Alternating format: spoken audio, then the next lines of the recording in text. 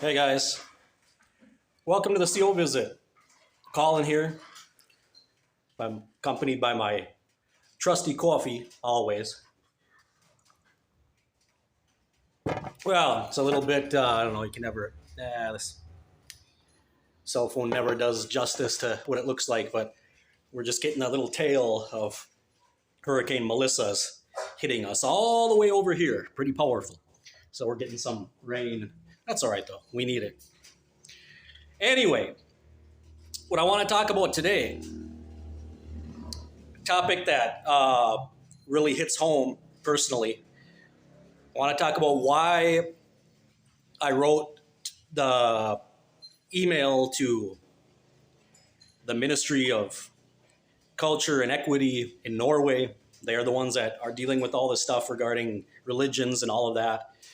And I did so offering my services for consultation. And, you know, I don't think anything will come of it, but all of us need to do what we can do within our power. And at least if they get lots of communications, emails, letters, then they know that this is something really important. So as I said before, I really feel that the case wasn't handled and isn't being handled the way that it should be because of how it was presented. And it's very upsetting to me to go on, for example, Google and do a Google search, and then the AI response that comes back is this erroneous information about how the case was overturned by the appellate court because of the fact that a congregation decides to disassociate from unrepentant wrongdoers. That is so twisted. That is so twisted. Governing body, lawyers that are representing the Watchtower Bible and Tract Society and Jehovah's Witnesses. Stop lying. Stop lying to yourselves and stop lying in court.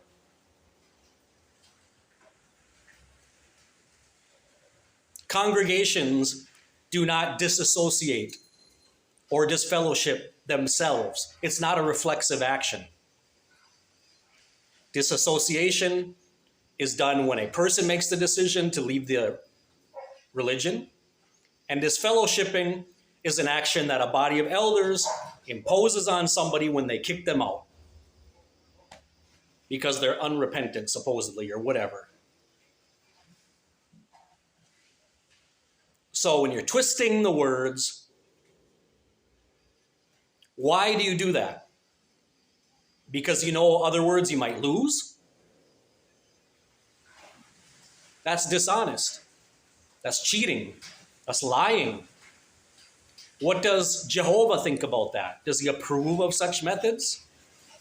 Why would you have to lie about your procedures?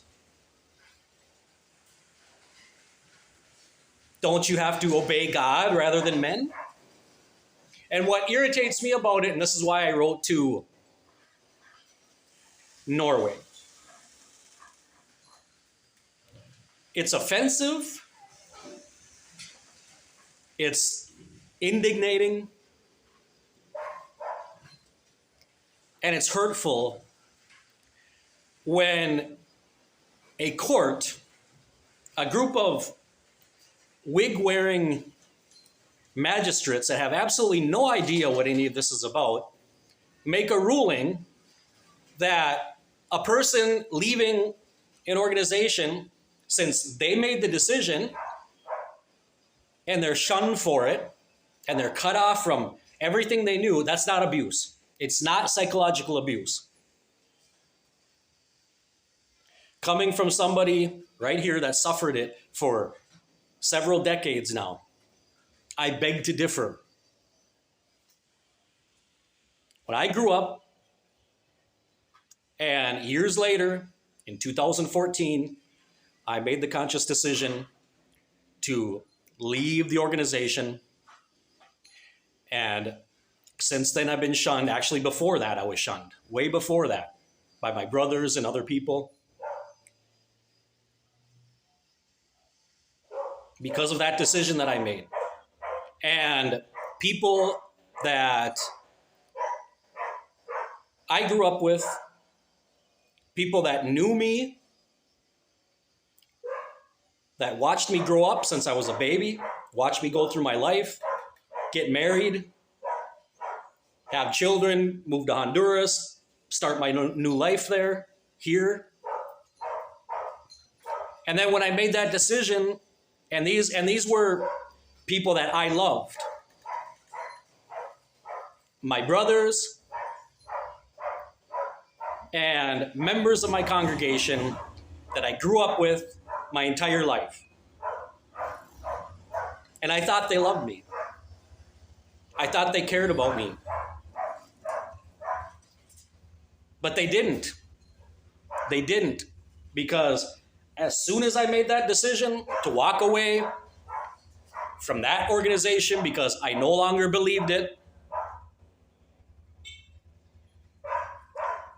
that was the end of it. I was cut off. It was over. I never heard from any of them again. It's been over 15 years. I've never heard one word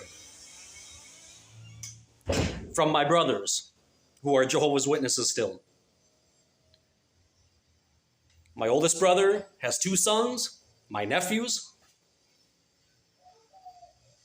I've never gotten to know them. I've never spoken to them. And by the looks of things, I never will. And that's not abuse. And according to the decision of the appellate court, they'll say, well, it was your decision. And your honorable magistrates, my answer to that is yes. Yes, it was my decision. You're goddamn right it was.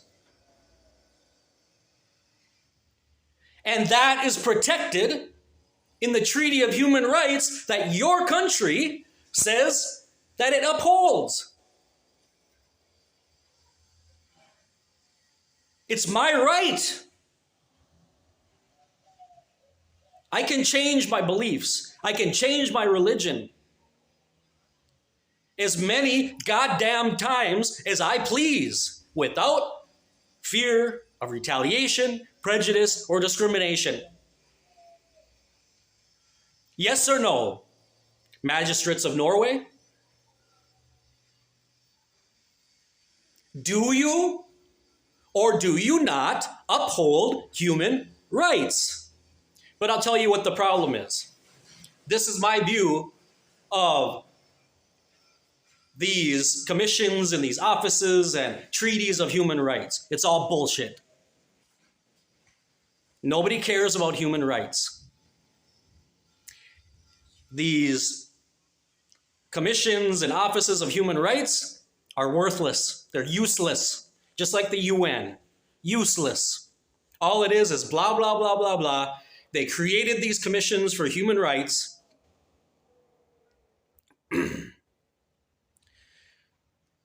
so that more politicians could have important positions and jobs and get a big fat paycheck every month, and all they do is talk about it. Blah, blah, blah, blah, blah, blah, blah.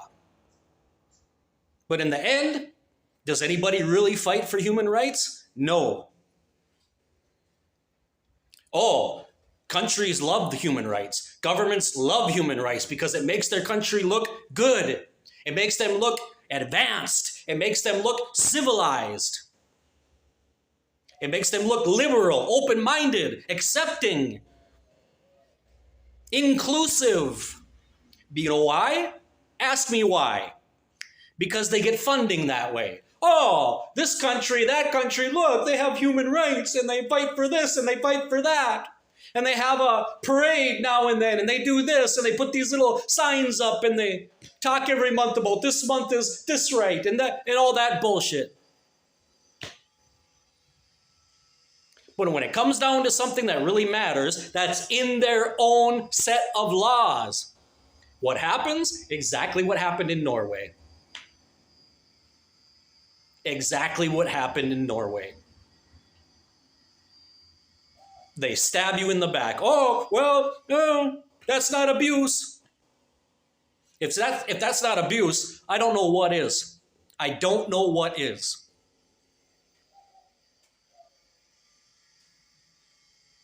When you're cut off from an entire social group that you depended on, that you lived on, like my daughter.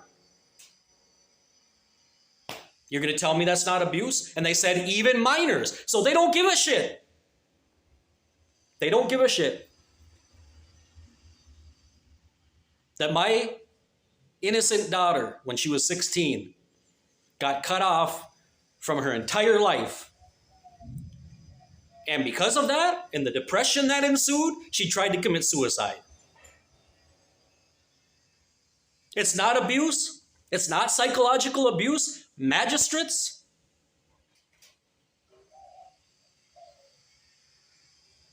That makes me think one of two things. Either number one, you don't give a shit, or you don't understand the issue at hand. Maybe the case wasn't presented like it should have been, which is possible. Or number two, maybe like what happens in many countries and many governments, like in the United States, you don't want to be too hard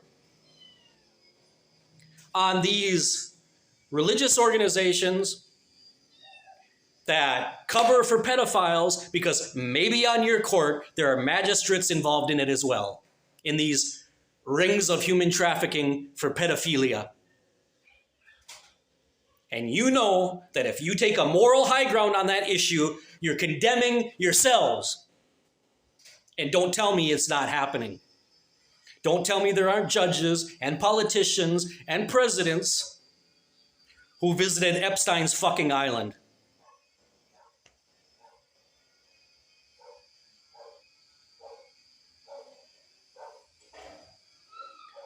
That's coming from a father who could have lost his daughter directly because of the shunning, because she decided, and she wasn't an unrepentant wrongdoer. She didn't do anything wrong. She did not commit any sins. The only sin she committed was she made her own decision once she was old enough to do it, not at 9 fucking years old,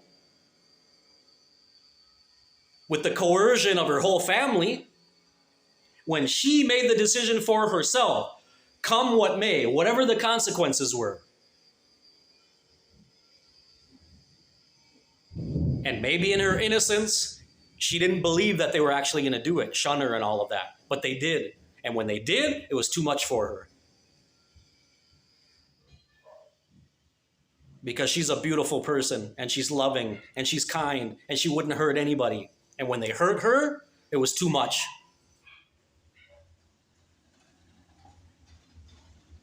And it's not psychological abuse.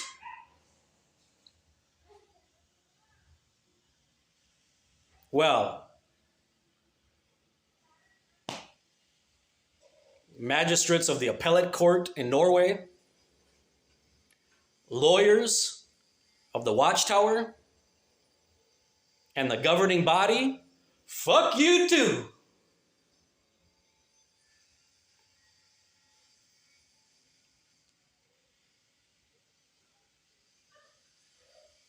All of you out there, please write to them as well. Flood them. Send emails. Make phone calls. Send letters.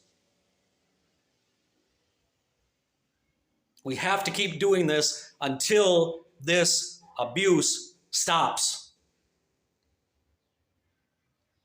Because it's costing lives and it's ruining lives.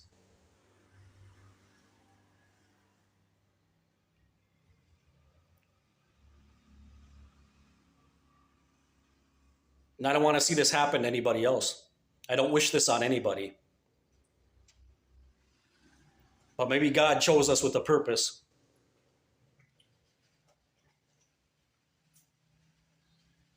Hold the line. Hold the line.